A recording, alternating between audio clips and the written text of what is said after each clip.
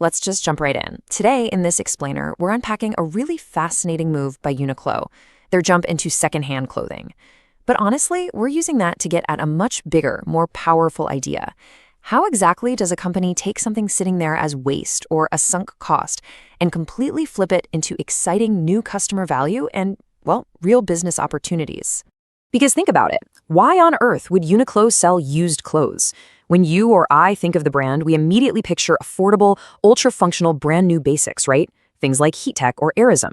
I mean, they are the undisputed masters of mass-produced, fresh off the assembly line everyday wear. The fashion industry has basically always grown by doing exactly that, designing, producing, and pushing more new products. So why mess with a winning formula just to sell hand-me-downs? Well, it all comes down to a pretty fatal flaw in that traditional system. You see, the fashion industry has historically relied on a strict linear model, where producing more directly equals growing. But that model has a massive weak spot. Whenever companies inevitably produce just a bit too much inventory, those unsold products just sit there, and that leads to markdowns, heavy storage costs, and eventually disposal.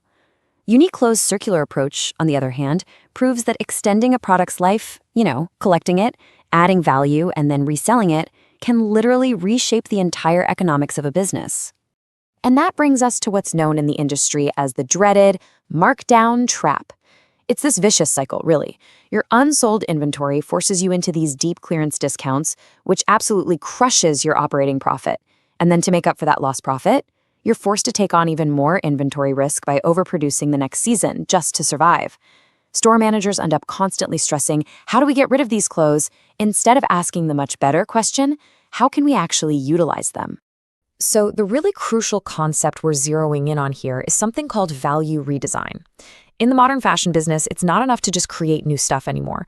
Companies absolutely must have the ability to discover new value in products and resources they already have sitting around. And that's really the core marketing idea we're looking at today. The big takeaway isn't just, secondhand clothing is sustainable. It's much bigger than that. It's that value itself can be redesigned. You can completely shift the psychology of a garment from being viewed as waste into being a blank canvas with incredible new potential. Now, obviously, there is a giant elephant in the room when it comes to selling used goods. We've all thought it when browsing a thrift rack, right?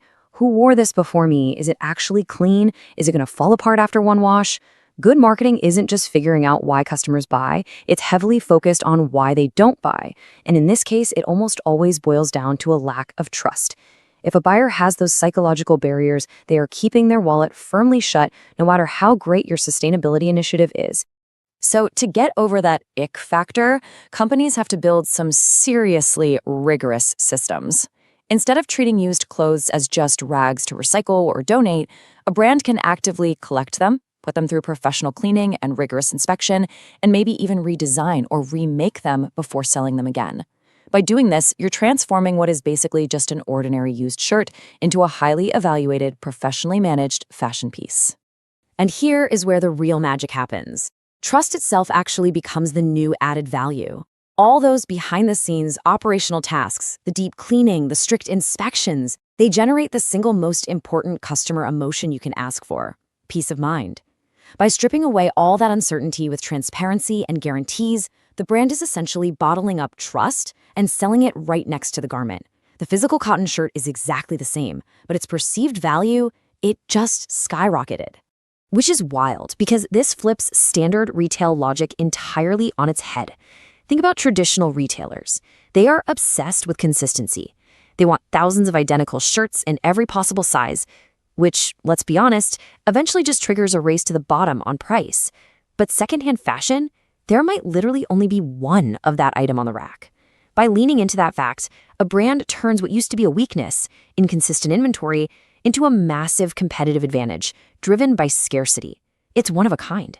You completely stop competing on price, and you start competing on identity. It's such a brilliant pivot. You pull the customer completely out of this race-to-the-bottom price war over mass-produced goods, and you elevate their purchase into a true expression of their personal values. You're moving away from the price of the product, buying it just because it's cheap, over to the price of meaning. Suddenly, the customer is evaluating the item's story, its scarcity, its environmental impact. They aren't just paying for the fabric anymore, they are happily paying for the story.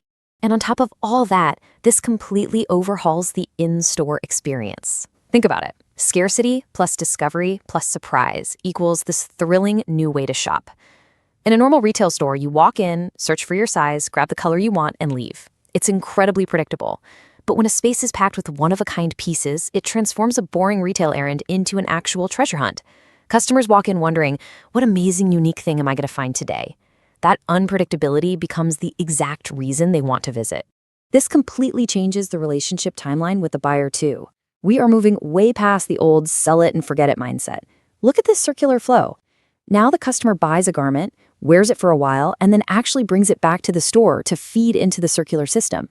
And hey, while they're standing there dropping it off, they spot some new items and buy again. This strategy drastically boosts customer lifetime value by creating continuous, natural touch points. The customer isn't just a one-off transaction anymore. They're an active participant in your ecosystem. And the absolute best part of this approach? Companies don't need some massive bet the entire company launch to pull it off. They can start incredibly small, observe what happens, learn from it, and improve. By using rapid, lean experimentation, a brand can test different price points and upcycle designs on a tiny scale, entirely skipping the massive financial risk of a huge manufacturing run. You don't have to wait until you have the perfect answer to enter the market. You just test the waters and let real customer behavior show you the way. So let's make this real. Step into the shoes of a store manager for a second. Pick your favorite fashion brand. Imagine you are staring at exactly 100 unsold shirts, just taking up valuable space in your back room. Now, old school retail logic is screaming at you to panic and slash the price immediately just to clear them out. But armed with this new concept of value redesign, what else could you do with those 100 shirts? Before you throw your hands up, surrender to the markdown trap, and slash the price by 50%, look at all these other options. Think about how you could re-edit the meaning of those shirts to make them highly desirable again. You could re-dye them. You could add some custom embroidery. Turn them into a highly limited, numbered capsule collection, or maybe collaborate with a local artist to paint on them.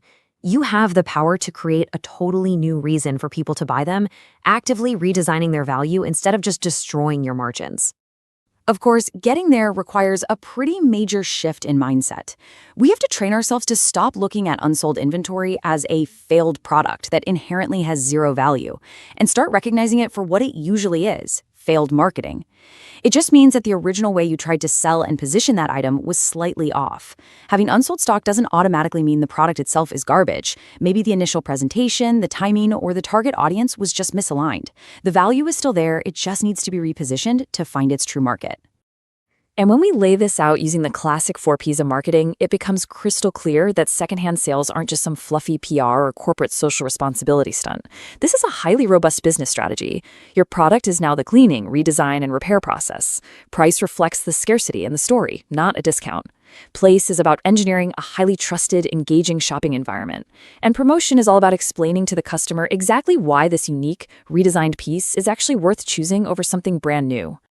Which brings us to the ultimate management question, right? How does this actually impact the bottom line? Operating profit basically comes down to 3 levers: increasing sales, improving gross margin, and controlling expenses. Secondhand clothing isn't just about feeling good and saving the planet. It's a real-world test of whether adding value to existing products can actively improve those 3 levers. Once you subtract the logistics cost of cleaning and redesigning, does this new customer value actually generate a real, sustainable profit? UNIQLO seems to think so. There's a guiding principle here that perfectly captures the entire philosophy we've been talking about. Don't just create new products, create new value from what already exists.